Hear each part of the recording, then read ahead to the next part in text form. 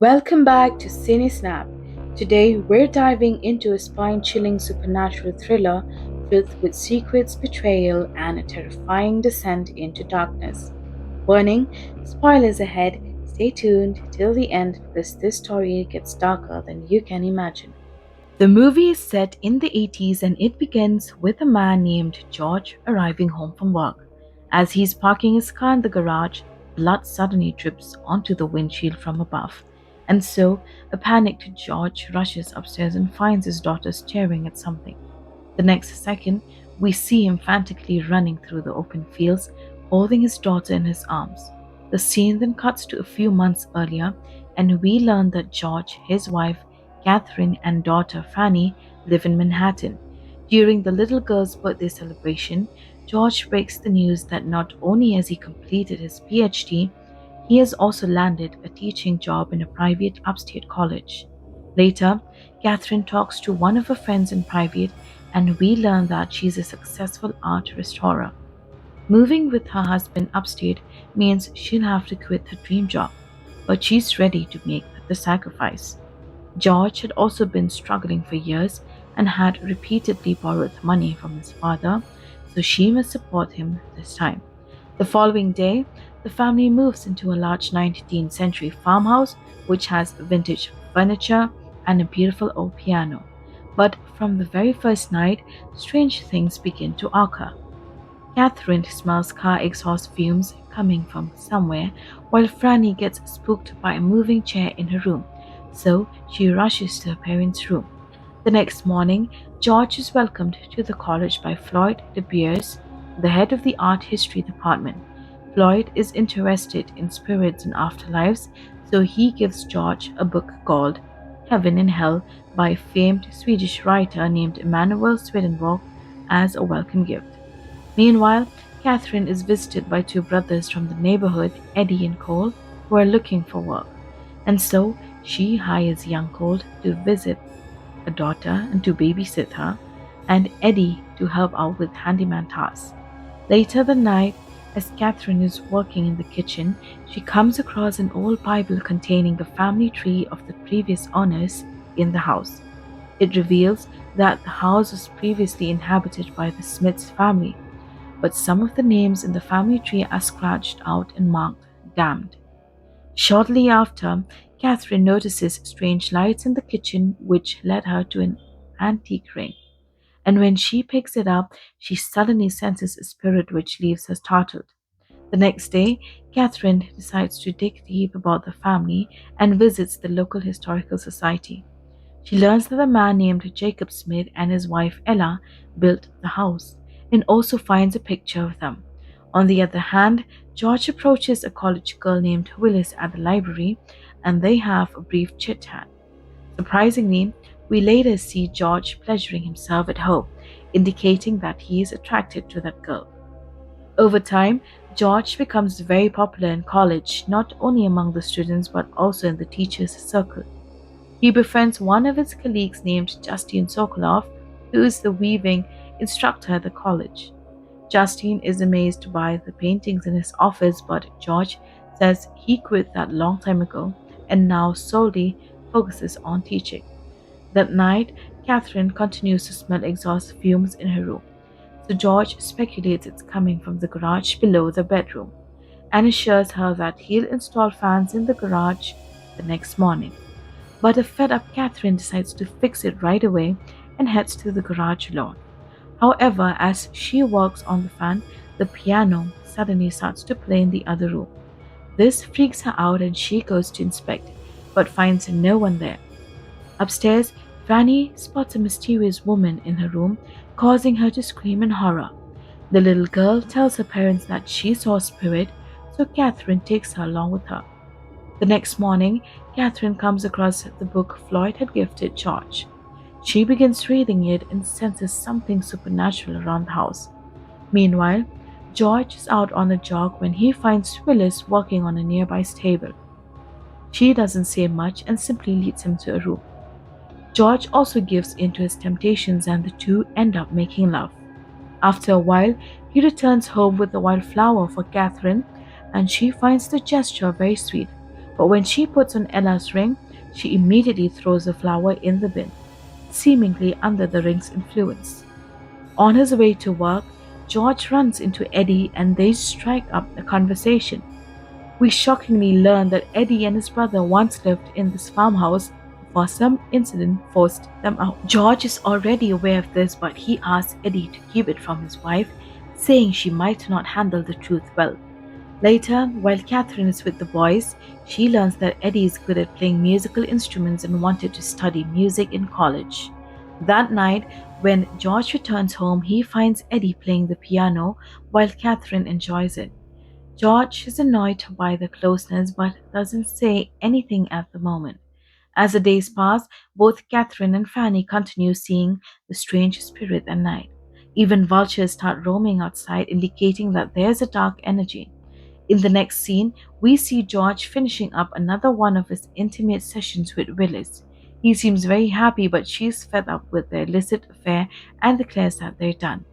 George tries to talk her out of it, but Willis doesn't listen and rides away on her horse. That evening, George and Catherine go over to Justine's home for dinner. George immediately bonds with her husband, Bram, over their shared love for weed, while the girls also engage in deep conversations. Justine then invites Catherine to join the women's art group she attends, and the latter, who's desperate for company, immediately accepts. On the way home, Catherine talks a lot about Justine, but George simply mocks her. He then starts driving erratically under the influence, and this leads to an argument. Catherine angrily gets out of the car and expresses her frustration over the fact that she had to quit her dream job for him. George tries to take her back to the car but ends up pushing her down, bruising her face. He immediately regrets his actions and apologizes, but she doesn't say a word. Later at home, George once again apologizes to Catherine and expresses regret over not tending to her needs, but she remains indifferent. As the couple continues to drift apart, Catherine begins spending more time with Justine while George gets busy at work. One day, during a sailing trip with Floyd, George reveals that he used to go sailing on his cousin Henry's boat. Henry was a sophisticated artist, but he ended up drowning at the tender age of 19. Later that night, George invites Floyd home, and the old man finds Catherine reading the Heaven and Hell book. He immediately starts yapping about the art cover, explaining that it depicts the soul transitioning into the afterlife. Following this, Catherine gives Floyd a tour of the house, but he quickly senses the presence of a female soul. He reveals that the spirit means no harm and has a reason for lingering around the house. Here, Catherine feels relieved to have finally found someone who believes in her. She admits that although the spirit initially frightened her, over time she began to feel strangely comforted by its presence. Catherine now wishes to learn more about the spirit whom she believes is Ella Smith, so Floyd offers to hold a seance in the house. The next evening, George and Catherine throw a party where they invite all the neighbors and also George's colleagues. Everything seems to be going well, and the couple finally feels a sense of joy. But then, Catherine learns through a neighbor that the previous owners of this house were none other than Eddie and Cole's parents. The father, Calvin, struggled financially and was very cruel to his wife Ella. One night, he sedated his family and shot all the cows they owned. After the cruel act, he went to the garage below his and Ella's bedroom. He started the ignition of his two trucks and closed all the windows. Calvin then went upstairs and laid down in bed next to Ella until they passed away. Catherine is stunned by the revelation and feels angry for being kept in the dark. She now finally understands why her bedroom smells so weird. Meanwhile, while smoking weed with Justine, George takes sarcastic digs at her for putting ideas in Catherine's head. He suddenly holds her hands and grabs them tightly, making her really uncomfortable. George refuses to let go, but she angrily pulls her hands away and storms out of here. Later that night, after all the guests have left, Catherine confronts George about the house's violent history. He insists that he was just trying to protect her from the unpleasantness, but she is having none of it. And then, as they argue, George tries to unplug the radio, but it still keeps on playing, so he smashes it to pieces. The following day, George takes Franny to his parents' home, so Catherine seizes the chance to invite Floyd and his team over to conduct the shots. She brings forth a picture of Ella and says she has been seeing her spirit in the house. However, Floyd is surprised as he had assumed that the spirit was Jacob Smith's wife. He then reveals that Jacob's wife was an elderly devotee of Emmanuel Swedenborg. The couple wasn't in a happy marriage, and Jacob disapproved of his wife's philosophical explorations. She mysteriously died in their home at the age of 26. Catherine is alarmed by the number of deaths that have happened in her house, but the Sean's crew assures her that inhabited houses should be considered a blessing. Following this, Catherine places Ella's ring on the table and the group summons the spirit. Suddenly, the candles blow out and the table starts shaking. Ella's spirit then lets her presence known, but soon the voice of a male spirit is also heard. He shouts at Ella and intimidates her, causing her to go away. In the aftermath of the chants, Floyd concludes that there is another spirit in the house. He tells Catherine that until the spirit reveals its nature, she should be careful of people around her. The next day, Catherine goes to the library to return the books she had borrowed. She also returns an overdue book she found in George's car, and the staff reveals that the book is issued in the name of a girl named Willis. It is at this point that Catherine figures out that her husband's having an affair. Meanwhile, George takes his class on a tour of the Met Museum and Justine tags along. He later runs into his PhD dissertation advisor, Dr. Warren, who's surprised to learn that George has acquired a teaching position without his recommendation letter. A nervous George lies that he's only a temporary instructor filling in for an absent professor, but Warren remains suspicious. Justine also overhears the conversation and realizes something's fishy. The next day, Floyd, the head of the arts department, confronts George about his forgery. It turns out Dr. Warren called him earlier and admitted that he never wrote any recommendation letter for George. The latter admits his wrongdoing and asks him for a chance to explain himself. He pleads with Floyd to wait till the Thanksgiving holiday is over before taking any action. The scene then cuts to Thanksgiving night, where George's family have come for dinner. During the conversation, Mom reveals that George was very close to his cousin Henry, who was a talented artist. He used to draw exquisite watercolor paintings of shorelines, lighthouses, and other seaside things. Henry's family wanted to do an exhibition of his seascapes after his death, but his paintings suddenly disappeared. Upon hearing this, Catherine realizes that the paintings George had taken credit of were actually done by his cousin. She leaves the dinner in disgust and heads straight to the washroom. George follows her to explain, but then all of a sudden, later that night, George sits motionless in his car with the engine on. A male spirit's voice is then heard saying that it's here to help George and asking him to free himself. The next morning, Eddie spots a depressed Catherine and goes to talk to her. One thing leads to another and they start making out right on the ground. Meanwhile, an anxious George joins Floyd on his boat to talk. He claims that he was ostracized by his earlier college after he reported a sexual misconduct incident.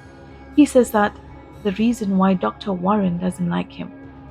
But Floyd firmly tells him that regardless of his reasons, forging recommendation letters is a crime, and he will report it to the HR. He also makes it clear that George will be fired, leaving him completely destroyed. Elsewhere, Justine is at a cafe when she recognizes the scarf she had made for George's mother. It's currently on Willis's neck, making her realize that they're having an affair.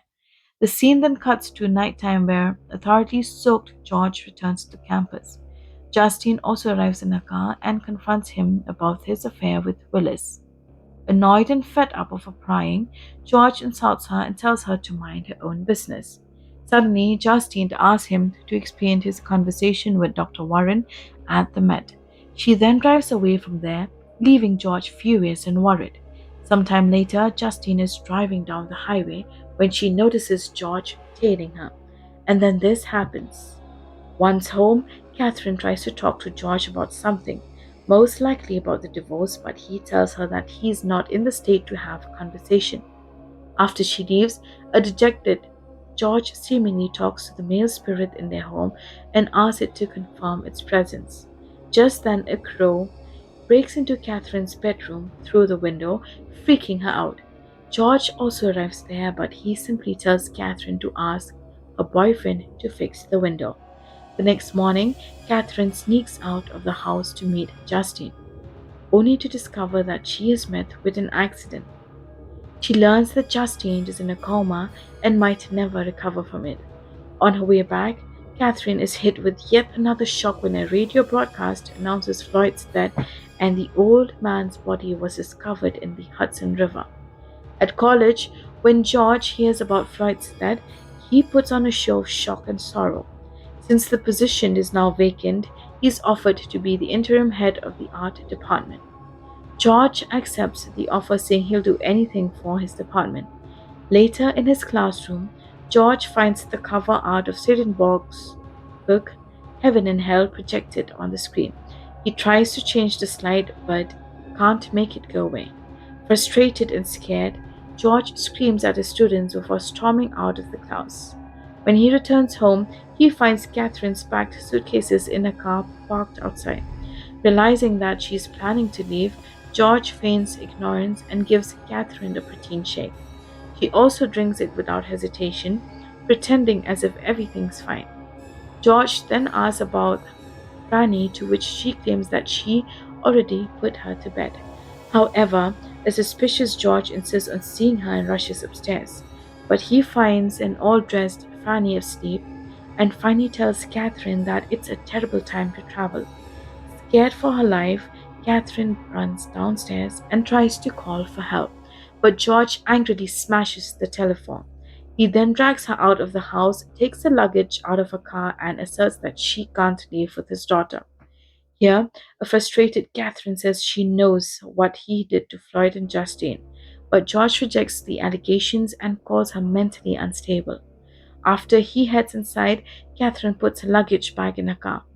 However, she soon starts to feel dizzy, and we learn that George had spiked her protein shake earlier. Despite this, Catherine collects all her strength and rushes into the house to look for Franny. She asks Ella's spirit for help, and it guides her upstairs. Catherine eventually reaches her daughter's room but doesn't find her there. In the end, the poor woman passes out on the bed while trying to call the police. Ella's spirit tells Catherine that she is here to help her, but the male spirit, presumably Calvin, also appears and yanks her away. Soon, a frantically sobbing George arrives in the room with an axe. He's hesitant to kill his wife, but Calvin's spirit encourages him, asking him to free himself, while Ella's spirit tells George that those who commune with evil will never win. However, a possessed George butchers Catherine to death while screaming and crying. The scene then cuts to the morning where Gold comes to babysit Franny. He finds an instruction note from George that tells him not to disturb Catherine as she's ill. Later that evening, we are taken back to the opening scene where George returns home from college. He pretends to discover Catherine's body, and the police suspect George after they find his axe next to Catherine's body. However, he claims that he was teaching the whole day, which is confirmed by his college. Due to lack of evidence, the police are forced to release him, and George moves to his parents' home in Connecticut. Meanwhile, Justine remains in a coma, but Catherine and Ella's spirits come together to reveal the truth about George, and her eyes snap open. She later calls George's parents home and leaves a message for him. Justine says that she remembers everything, leaving him horrified. While George is taking a shower, Calvin's spirit begins whispering to him again. It insists that everything was Catherine's fault and that she was trying to hold him back. It then urges him to trust his instincts and run away before it's too late. To avoid being interested, George escapes on his dead cousin's boat. But he doesn't get much far as a storm arrives, and thunder opens a portal. Ella and Catherine's spirits then tell George that the gates of hell are only visible to those about to come into it. George desperately tries to turn back his boat, but to no avail. This causes him to slowly disappear into the flames while an upside down cross appears in the sky.